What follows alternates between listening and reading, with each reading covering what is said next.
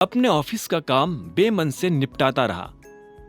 कुछ देर के बाद लंच हो गया था। अभिनव उठा और सीधे कैंटीन की तरफ बढ़ने लगा। वहां अभिनव के अलावा और भी बहुत सारे लोग लंच करने के लिए आए थे। जैसे ही वहां बैठे लोगों की नजर अभिनव पर पड़ी तो उनके हाथ का निवाला हाथ में ही रह गया। वो सब बस अभिनव को देख रहे थे। अभिनव ने उनमें से एक को भी पलट कर नहीं देखा और अपना लंच लेने के लिए काउंटर पर चला गया। यही है वो आदमी जो आज भी काम पर लेट आया था। और तुम्हें पता है, ये ऑफिस में असिस्टेंट की नौकरी करता है। ये तो जेनी ने इस बारे में अकरम सर को कुछ नहीं बताया, वरना इस आदमी की जॉब चली जाती। अभिनव ने उसे फिर से कोई जवाब नहीं दिया। वो मन ही मन हंस रहा था। उसने बस अपना खाना लिया और टेबल पर जाकर बैठ गया। वो किसी से बात नहीं करना चाहता था, लेकिन एक आदमी जो उससे थोड़ी दूरी पर बैठा था, उसने कहा, मुझे तो विश्वास नहीं हो रहा यार कि जेनी ने ऐसा कुछ नहीं किया। जब मैं 2 मिनट लेट हुआ था तो जेनी ने मुझे सीधा फायर करने की धमकी दी थी, लेकिन ये आदमी पूरे 2 घंटे लेट आया और जेनी ने इसे कुछ नहीं कहा। हो सकता है कि इसके मैनेजर को इस बारे में अभी तक कुछ पता नहीं चला है, लेकिन ये बात मैनेजर से ज्यादा टाइम तक छुपी नहीं रहने वाली है। आज नहीं तो कल वो इस लड़के के खिलाफ एक्शन जरूर लेगा, एक दूसरे लड़के ने कहा। तभी अभिनव से एक लड़की ने पूछा, तुम यहाँ पर ऑफिस असिस्टेंट का काम करते हो? अभिनव इस आवाज को सुनते ही पहचान गया था कि ये किसकी आवाज है। ये उसके कॉलेज की साथी कामिनी की आवाज थी। कामिनी भी यही नौकरी करती थी। कामिनी अभिनव के सामने आकर बैठी और बोली, अगर तुम इतनी छोटी सी नौकरी करते हो तो उस दिन तुमने रियूनियन पार्टी में इतना मोटा बिल कैसे चुकाया था? अभिनव ने उसकी बात के जवाब में कहा, अगर तुम भी अपने अगले वर्ल्ड टूर के लिए जाने वाली थी तो फिर यहां नौकरी क्यों कर रही हो? अभिनव के मुंह से ये बात सुन कामिनी एक पल के लिए जम गई थी। उसका मुंह सूखने लगा था। जब उससे अभिनव को देने के लिए कोई जवाब नहीं सूझा तो उसने कहा, फिर भी मैं कम से कम तुमसे तो बेटर पोजीशन पर ही हूं। यह सुनकर अभिनव को हंसी आ गई। उसने खीरे का एक टुकड़ा उठाया और चबाते हुए बोला, तो इसका मतलब तुम इस दिन झूठ बोल रही थी? तुम क्या मुझे ताना मारने का मौका ढूंढ रहे थे? एक बात बताओ, यहाँ बैठे सब लोग तुम्हारे बारे में बात करना पसंद करते हैं, लेकिन तुमसे कोई बात करना पसंद नहीं करता। कम से कम मैं तुम्हारे साथ बैठकर खाना तो खा रही हूँ, फिर भी तुम मुझसे इस तरह से बात कर रहे हो। अभिनव ने उसकी इस बात का कोई जवाब नहीं दिया। वो कामिनी को इग्नोर कर चुपचाप अपना खाना खा रहा था। ये देख कामिनी झल्लाई और गुस्से में बोली, ये एटीट्यूड तुम्हें बहुत भारी पड़ेगा अभिनव, बहुत भारी पड़ेगा। इसके बाद कामिनी ने अपनी थाली उठाई और खाना खाने के लिए दूसरी जगह जाकर बैठ गई। अभिनव को कामिनी के जाने से कोई फर्क नहीं पड़ा। वो फिर से अपने ऑफिस आया और उसने बाकी का काम खत्म करना शुरू कर दिया। तभी अभिनव के फोन पर मैसेज आया। ये मैसेज अलायना का था। उसने अभिनव को लेकर आने वाली गाड़ी की डिटेल्स भेजी थी, जो ऑफिस के गेट पर अभिनव का इंतजार कर रही थी। जैसे ही अभिनव लिफ्ट से निकलकर ऑफिस के दरवाजे से बाहर आया तो उसने देखा कि दरवाजे पर एक महंगी सी गाड़ी खड़ी थी। गाड़ी का ड्राइवर गाड़ी के बाहर खड़ा था। अभिनव को आते देख उसने तुरंत गाड़ी का दरवाजा खोला और अभिनव से कहा, अभिनव सर चले। पीछे से आ रही कामिनी ने जब यह सब देखा तो उसके होश उड़ गए। एक ड्राइवर इतनी महंगी सी गाड़ी का दरवाजा खोलकर खड़ा था, वो भी अभिनव के लिए। ये बात कामिनी को हजम नहीं हो रही थी। उसे अभिनव पर शक होने लगा था। इधर अभिनव गाड़ी में बैठ गया। अचानक से उसकी नजर कामिनी के चेहरे पर पड़ी। उसका मुंह खुला का खुला था और वो बस अभिनव को देखती जा रही थी। इतने में ड्राइवर ने अभिनव से पूछा, सर म्यूजिक ऑन कर सकता हूं? अभिनव ने हाँ में सिर हिलाया और बोला, लेकिन हम लोग जा कहाँ रहे हैं? अलायनास पैराडाइज, ड्राइवर ने कहा। यह नाम सुनते ही अभिनव के चेहरे पर मुस्कान आ गई। उधर कामिनी ने जब अभिनव को उस गाड़ी में जाता देखा तो उसका ब्लड प्रेशर बढ़ गया था। अब आगे क्या होने वाला था? ड्राइवर के मुंह से अलायना के घर का नाम सुनकर अभिनव हैरान हो गया था। उसे अलायना के घर पहुंचने से पहले ही यह एहसास होना शुरू हो गया था कि वो सच में किसी पैराडाइज में दाखिल होने वाला है। कुछ देर के बाद जब अभिनव की गाड़ी अलायना के घर के आसपास के हिस्से में दाखिल हुई तो अभिनव की नजर सड़क के दाएं बाएं बनी उन ऊंची इमारतों पर पड़ी। कुछ देर चलने के बाद अभिनव एक बड़ी सी बिल्डिंग को अपनी आंखों से देख रहा था। वो किसी का घर था, अनन्या सिंह का घर। उसके आगे झोपड़ी भी नहीं था। अभिनव ने देखा कि उस घर पर अलायनास पैराडाइज लिखा हुआ था। अभिनव समझ गया था कि अलायना कितनी अमीर थी। साथ ही उसके मन में रह रहकर यह भी ख्याल आ रहा था कि अगर अलायना इतनी अमीर है तो वो खुद कितना अमीर होगा। अभिनव से अब रहा नहीं जा रहा था और वो बेसब्री से इस सवाल का जवाब जान लेना चाहता था। क्या हम अंदर चल सकते हैं मिस्टर गेडवाल? तभी ड्राइवर ने अभिनव से बहुत प्यार से पूछा। अभिनव ने जितना सोचा नहीं था, ड्राइवर उसे उससे ज्यादा इज्जत दे रहा था। अभिनव ने हाँ में सिर हिलाया और ड्राइवर उसे अपने साथ अंदर की तरफ ले जाने लगा। जैसे ही वो अंदर आया तो उसकी नजर अलायना से मिली। अलायना सोफा पर बैठी हुई थी और उसके हाथ में वाइन का ग्लास था। अलायना के चेहरे पर चमकदार मुस्कान थी और जैसे ही उसकी नजर अभिनव से मिली तो उसकी मुस्कान में और ज्यादा चमक आ गई थी। उसने अभिनव से पूछा, अभिनव, तुम मेरे साथ मजाक तो नहीं कर रहे? अलायना की आवाज में तंज छुपा हुआ था। इससे पहले कि अभिनव उसकी बात का कोई जवाब देता, अलायना अपनी जगह से उठी और उसने टेबल पर रखा दूसरा वाइन का ग्लास उठा लिया। वो धीरे धीरे अभिनव की तरफ बढ़ती जा रही थी। उसने अभिनव की तरफ दूसरा ग्लास बढ़ाते हुए पूछा, सारी दुनिया में तुम्हें शादी करने के लिए अनन्या सिंह ही मिली थी? ये सवाल सुनकर अभिनव हैरान हो गया। उसने एक पल के लिए अलायना की आंखों में देखा और बोला, तुम्हें ऐसा क्यों लगता है? तुम टाइगर हो और अनन्या सिंह का स्टेटस तुम्हारे स्टेटस से दूर दूर तक मैच नहीं करता है। कोई टाइगर किसी बकरी से शादी कैसे कर सकता है?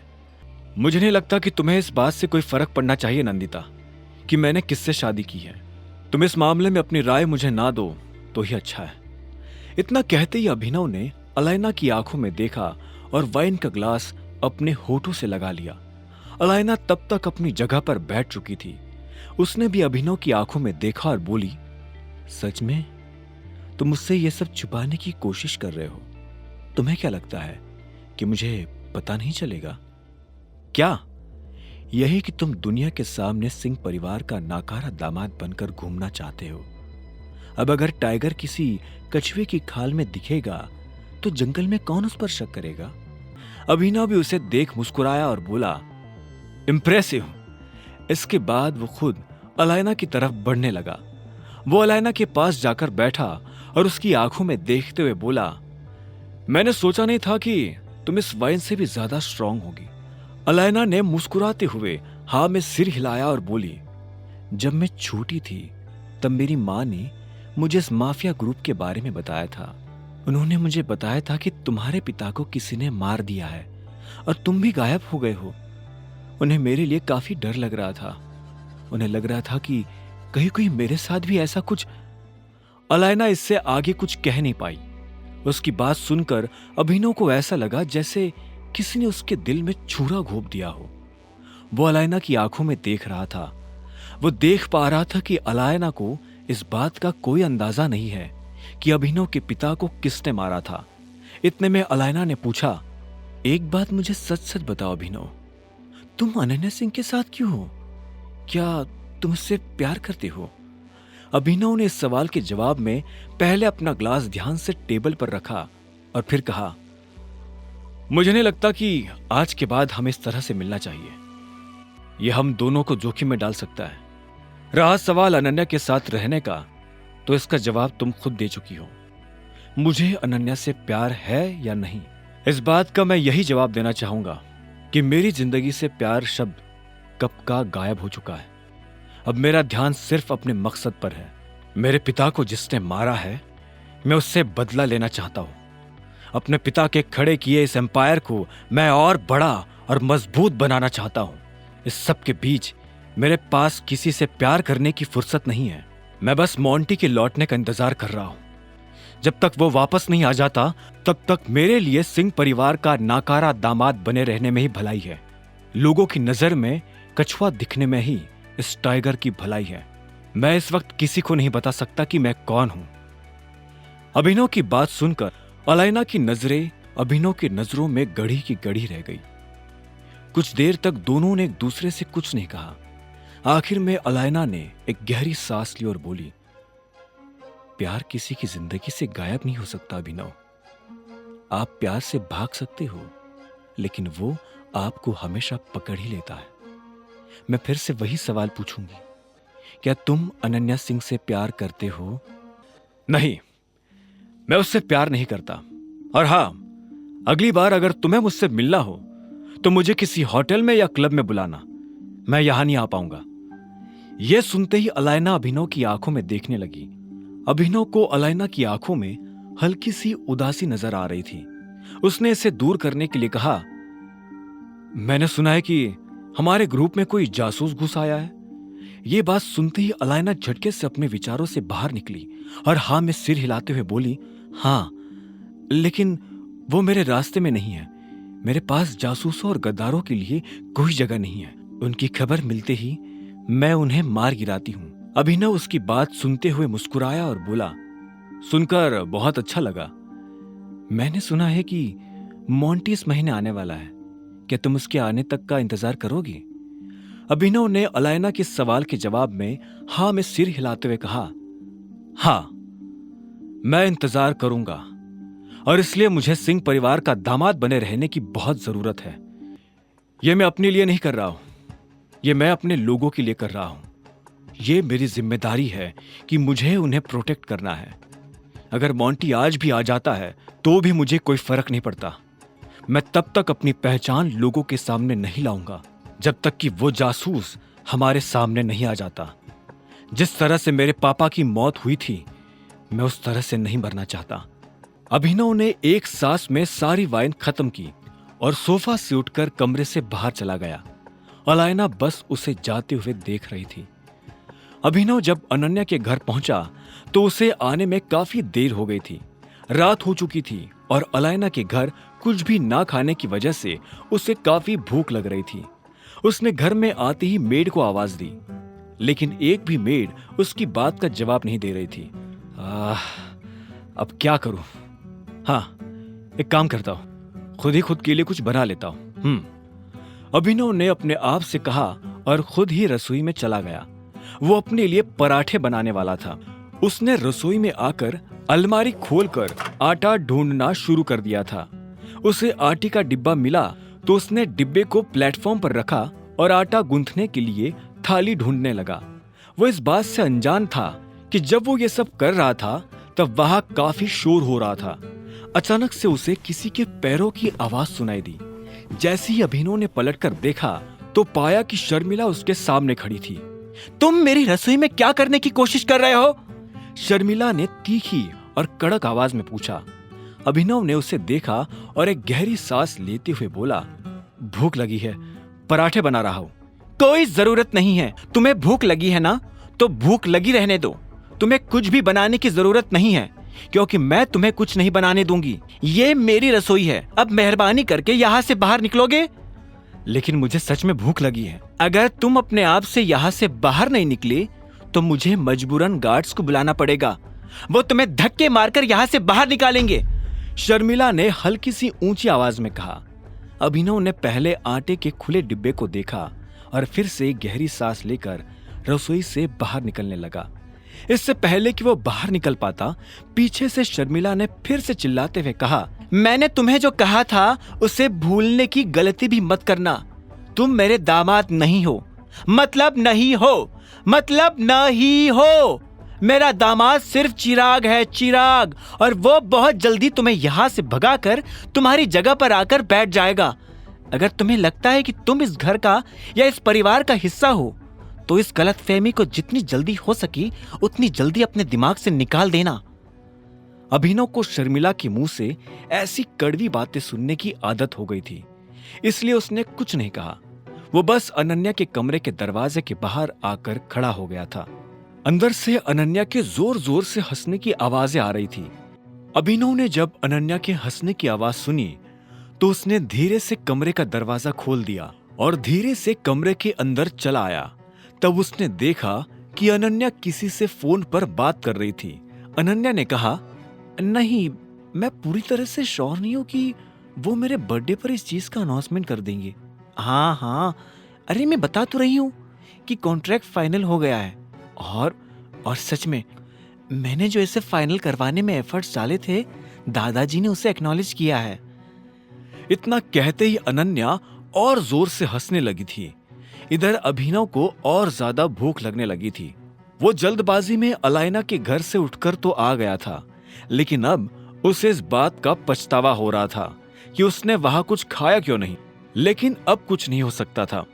वो धीरे से अनन्या के बिस्तर की दूसरी तरफ आकर बैठा और कंबल ओढ़कर लेट गया। तब तक अनन्या की नजर अभिनव पर पड़ चुकी थी। उसने फोन पर कहा, चल चाहत, मैं तुझसे बाद में बात करती हूँ, अभिनव आ गया है। और इतना कहते ही वो अभिनव की तरफ पलट गई। जैसे उसकी नजर अभिनव से मिली तो उसकी आंखों की चमक गुस्से में बदल गई और उसने कहा, तुम्हारी हिम्मत कैसे हुई मेरे पलंग पर आकर लेटने की? प्लीज, मैं आज इस मसले पर कोई बहस नहीं करना चाहता हूं। मुझे बहुत भूख लगी है। मैं इधर कोने में दुबक कर सो जाऊंगा। प्रॉमिस करता हूं, मैं तुम्हें टच भी नहीं करूंगा, ठीक है? अभिनव की चिढ़ उसकी आंखों में साफ नजर आ रही थी। अनन्या ने उसे एक सेकंड के लिए देखा और बोली, तुम भूखे हो? क्यों?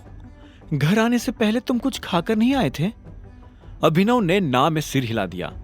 अनन्या ने गहरी सांस ली और बोली, ओ हाँ, तुम कहां से खाओगे? तुम्हें तो अकरम सर ने जो एडवांस दिया था उसे तुमने सूट खरीदने में उड़ा दिया था। खाने से ज्यादा तुम्हारे लिए छा जाना जरूरी था, है ना? क्या होगा तुम्हारा अभिनव? मेरा जो होगा वो हो जाएगा, पर अभी अगर तुम्हारा हो गया हो तो मैं सो जाऊं? अभिनव ने पूछा। उसकी चिढ़ बढ़ती ही जा रही थी। इससे पहले कि वो सो पाता, अनन्या ने कहा, तुमने किसी मेड से कहा कि तुम्हें भूख लगी है, या तुम ऐसे ही भूखे मरना पसंद करोगे? तुम्हें क्यों मेरी इतनी चिंता हो रही है? अभिनव ने ताना कसते हुए पूछा। मुझे चिंता? और वो भी तुम्हारी? मुझे तुम्हारी कोई चिंता नहीं हो रही है। अगर तुम भूखे मरे तो इसमें नुकसान तुम्हारा ही होगा, और तुम्हारे मरने पर मुझे बुरा लगेगा, क्योंकि मैं तुम्हें सिर्फ अपनी जिंदगी से बाहर करना चाहती हूं, इस दुनिया से नहीं। चलो उठो और मेरे साथ आओ, अनन्या ने कहा और अपनी जगह से खड़ी हो गई। अभिनव हैरान था। उसे समझ नहीं आ रहा था कि अनन्या उसे कहां ले जा रही थी। इतने में अनन्या ने उसे चलने का इशारा किया तो अभिनव उसके पीछे पीछे बढ़ने लगा। अनन्या का उसे इस तरह से ले जाना अभिनव को अजीब लग रहा था। अनन्या मेड के कमरे के पास आकर खड़ी हो गई थी। उसने जैसे दरवाजा खटखटाया तो तुरंत 3 मेड कमरे से बाहर निकलकर उसके सामने आकर खड़ी हो गई थी। अभिनव ने देखा कि अनन्या उन तीनों से कुछ बात कर रही थी। 15 मिनट, अगर 15 मिनट से 1 मिनट भी ऊपर गया तो मैं एक आदमी को भूखा मारने के जुर्म में तुम तीनों को जेल भिजवा दूंगी, अनन्या ने फरमान जारी करते हुए कहा। अभिनव को उसका ये रूप देखकर हंसी आ रही थी। Thank you.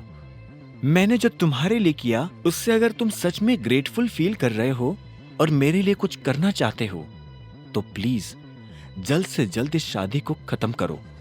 अगली सुबह अनन्या अपने काम पर जाने के लिए तैयार हो गई थी। अभिनव को सोने में देरी हो गई थी, क्योंकि उसे खाना 15 मिनट में नहीं बल्कि 1 घंटे में मिला था। अभिनव चाहता तो वो अनन्या से मेड की शिकायत कर सकता था, लेकिन उसने अपने आप को रोक लिया था। जैसे ही अभिनव की नींद खुली तो उसने देखा कि अनन्या महंगी सी ड्रेस पहने तैयार हो चुकी थी। अभिनव ने उसे देखकर कहा, गुड मॉर्निंग।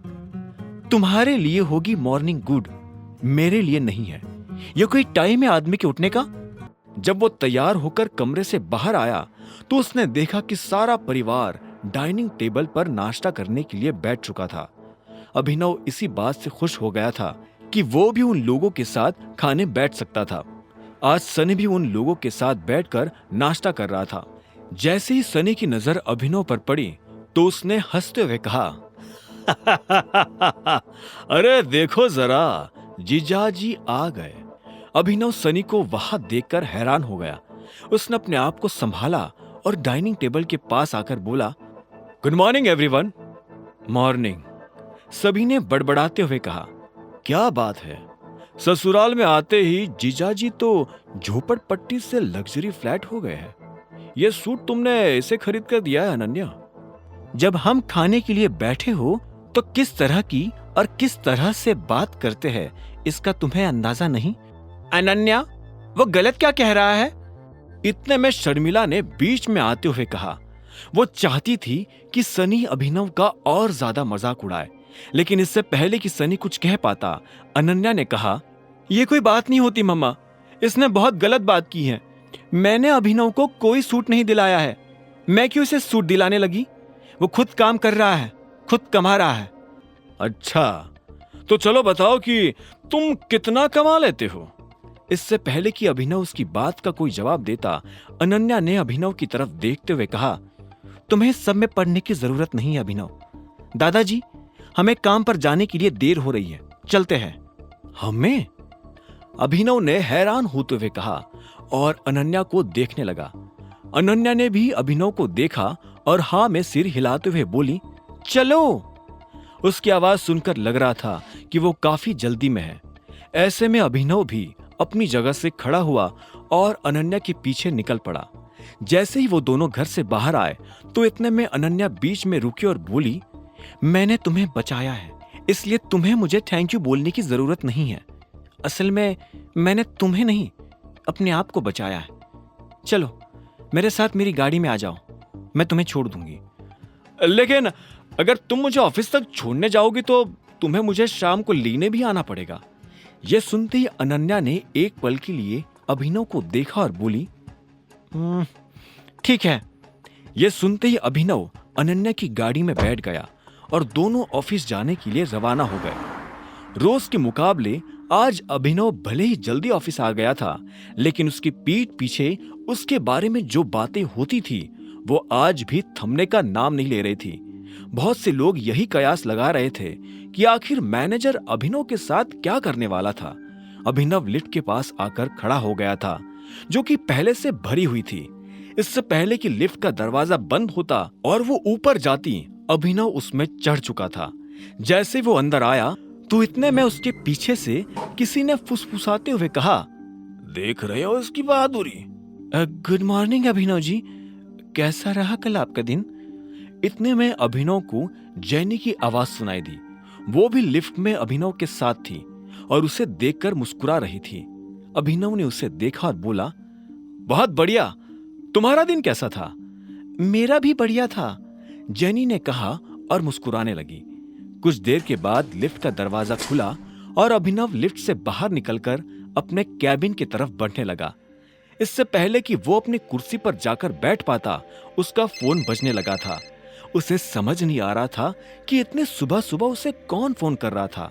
उसने फोन उठाया और बोला, हेलो, गुड मॉर्निंग, मैं एके प्राइवेट लिमिटेड का मैनेजर बात कर रहा हूँ, अभी के अभी मेरे ऑफिस में आ जाओ।